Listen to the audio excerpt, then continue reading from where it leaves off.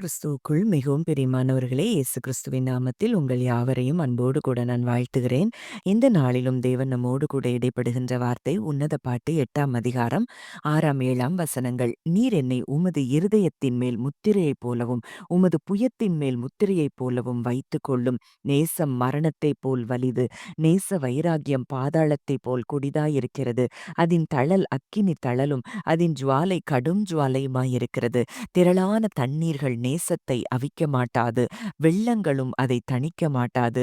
ஒருவன் தன் வீட்டிலுள்ள ஆஸ்திகளை எல்லாம் நேசத்துக்காக கொடுத்தாலும் அது முற்றிலும் அசட்டை பண்ணப்படும். ஆம், இந்த வார்த்தைகள் மூலம் தேவன் இன்றைக்கு நம் ஒவ்வொருவரோடும் கூட இடைப்பட்டு அவருடைய அன்பை நமக்கு வெளிப்படுத்தி நம்மை பலப்படுத்த விரும்புகிறார். இந்த வார்த்தை முதலாவது சொல்லுகிற காரியம், முத்திரை போல என்னை வைத்துக்கொள்ளும். முத்திரை அப்படின்னாலே ஒரு ஓனர்ஷிப்பை குறிக்கிறத நம்ம பார்க்கிறோம்.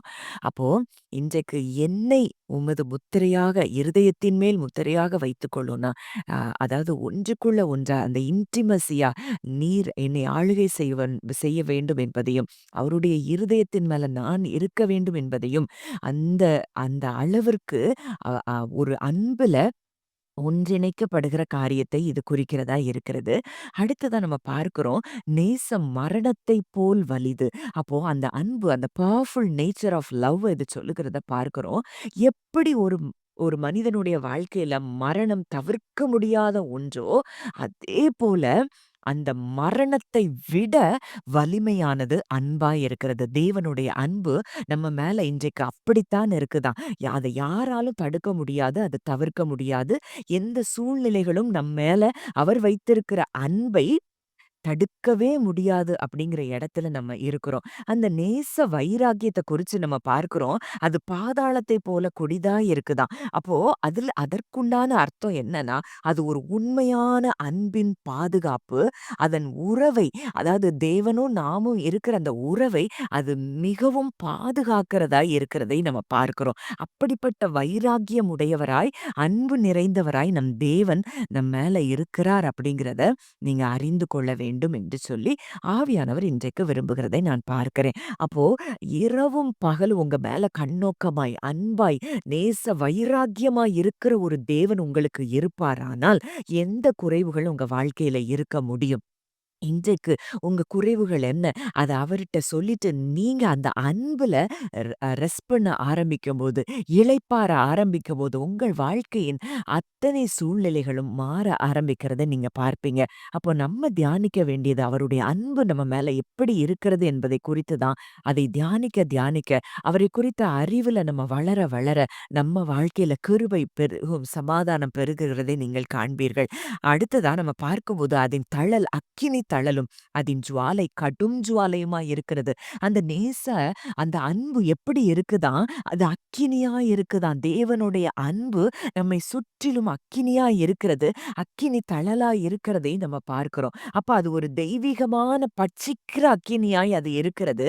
அந்த பட்சிக்கிற அக்கினி அது எதை நம்மிடத்துல இருந்து பட்சிக்கிறதுனா, அந்த அன்புல இருந்து நம்ம கிட்ட இல்லாத எந்த காரியங்களையும் அது பட்சித்து போடுகிறதை பார்க்கிறோம். நம்ம உதாரணத்துக்கு சகையுடைய வாழ்க்கையில நம்ம பார்க்கும்போது, அங்கே தேவனுடைய அன்பை அவன் கண்டு கொண்ட மாத்திரத்துல, அந்த அக்கினியான அன்பை அவன் கண்டு கொண்ட மாத்திரத்துல, அந்த அக்கினி அவனை புடமிட்டு ஒரே நொடி பொழுதுல அவனுடைய பண ஆசை என்கிற அந்த அந்த காரியம், அந்த அக்கினியில அது எரிக்கப்பட்டு போகிறத பார்க்கிறோம். தேவன் மேல பரிபூரணமான அன்பு அவன் செலுத்த ஆரம்பிக்கிறத நம்ம பார்க்கிறோம். அப்ப இன்றைக்கும் அந்த அன்ப நம்ம அதிகமாய் அறிய அறிய, தியானிக்க தியானிக்க, நம்ம கிட்ட இருக்கிற எல்லா குறைவுகளும் நீங்கி அந்த அன்பு என்னும் அக்கினி நம்மை புடமிடுகிறதை நீங்க பார்க்கலாம். அந்த அன்பு என்னும் அக்கினி நம்மை பாதுகாக்கிறத பார்க்கலாம். நீங்க நன்றாக அறிந்த நமக்கு தெரிந்த ஒரு சம்பவம் தான். சாத்ராக், மேஷாக், ஆபேத்நேகோவ அந்த அக்கினிக்குள்ள போடுறாங்க. பிசிக்கலா அந்த அக்கினிக்குள்ள போடுறாங்க. ஆனா அவர்களை சுற்றிலும் அன்பு என்னும் அக்கினி, தேவ அக்கினி சூழ்ந்திருந்தபடியினால அவர்களுக்கு ஒரு சேதமும் காணப்படாமல் அவர்கள் பாதுகாக்கப்பட்டதை நம்ம பார்க்கிறோம். அப்படிப்பட்ட அன்பின் அக்கினியை உடையவர் தான் நம் தேவன். அவருடைய அன்பே அக்கினியாய் இருக்கிறது என்று சொல்லி நம்ம பார்க்கிறோம். அதுதான் எபிரெயர் 12:23 கூட பார்க்கிறோம். நம்முடைய தேவன் பட்சிக்கிற அக்கினியாய் இருக்கிறாரே! அவர் பட்சிக்கிற அக்கினியாய் இன்றைக்கு நம்ம கூட அவர் இருந்து நமக்குள்ள இருக்கிற தேவையில்லாத எல்லா காரியங்களையும் அவர் அன்பை வெளிப்படுத்தி, வெளிப்படுத்தி நம்மை புடமிட்டு சுத்த பொன்னாக விளங்கச் செய்வதற்காகத்தான் பட்சிக்கிற அக்கினியாய் நம்மோடு கூட அவர் இருக்கிறார் என்பதை நீங்கள் அறிந்து கொள்ள வேண்டும். அததான் 1 கொரிந்தியர் 13 அவருடைய அன்பை பற்றி நம்ம பார்க்கும்போது அவருடைய அன்பு சாந்தமும், தயவும் உள்ள அன்பு. அதுல பொறாம கிடையாது. அது தன்னை புகழாது. அது இருமாப்பா இராது. அது அயோக்கியமானத செய்யாது. தற்பொழிவை நாடாது. அது சினமடையாது. தீங்கு நினையாது. அந்த தீங்கு நினையாது அப்படிங்கிறதற்கு ஆங்கிலத்துல love keeps no record of wrong doing அப்படின்னு சொல்லி போடப்பட்டிருக்குது. அது எப்போ ரெக்கார்ட் வச்சுட்டு, நீ இத செஞ்சல்ல, அத செஞ்சல்ல அப்படின்னு சொல்லிட்டு தப்பு கண்டுபிடிச்சுக்கிட்டே அலையிற அன்பு தேவனுடைய அன்பு அல்ல. அநியாயத்தில் சந்தோஷப்படாமல் சத்தியத்தில் சந்தோஷப்படும். சகலத்தையும் தாங்கும், சகலத்தையும் விசுவாசிக்கும், சகலத்தையும் நம்பும், சகலத்தையும் சகிக்கும். இதுதான் நம் தேவனுடைய அன்பு. இந்த அன்பு தான் அவர் உங்க மேல வைத்திருக்கிறார் என்பதை நீங்கள் அறிந்து கொள்ள ஆரம்பிக்கும்போது அந்த அன்ப நீங்க அறிந்து கொள்ள ஆரம்பிக்கும்போது, ஒருவேள இன்றைக்கு நீங்க சில காரியங்கள்ல இருந்து விடுபட முடியாமல் இருக்கலாம். ஆனா, அந்த அன்பை எப்ப அறிந்து கொள்ள ஆரம்பிக்கிறீங்களோ, அந்த அன்பின் அக்கினி உங்களை புடமிட்டு சுத்த தங்கமாக மாற்றுகிறதை நீங்கள் காண்பீர்கள். ரோமர் 8:38, 39ல கூட நம்ம அத தான் பார்க்கிறோம். மரணமானாலும், ஜீவனானாலும், தேவதூதர்களானாலும், அதிகாரங்களானாலும், வல்லமைகளானாலும், நிகழ்காரியங்களானாலும், வருங்காரியங்களானாலும், உயர்வானாலும், தாழ்வானாலும், வேற எந்த சிருஷ்டியானாலும், நம்முடைய கர்த்தராகிய கிறிஸ்து இயேசுவில் உள்ள தேவனுடைய அன்பை விட்டு நம்மை பிரிக்க மாட்டாதென்று நிச்சயித்திருக்கிறேன். தேவனுடைய அன்ப விட்டு நம்ம எதுவும் பிரிக்க முடியாதாம்.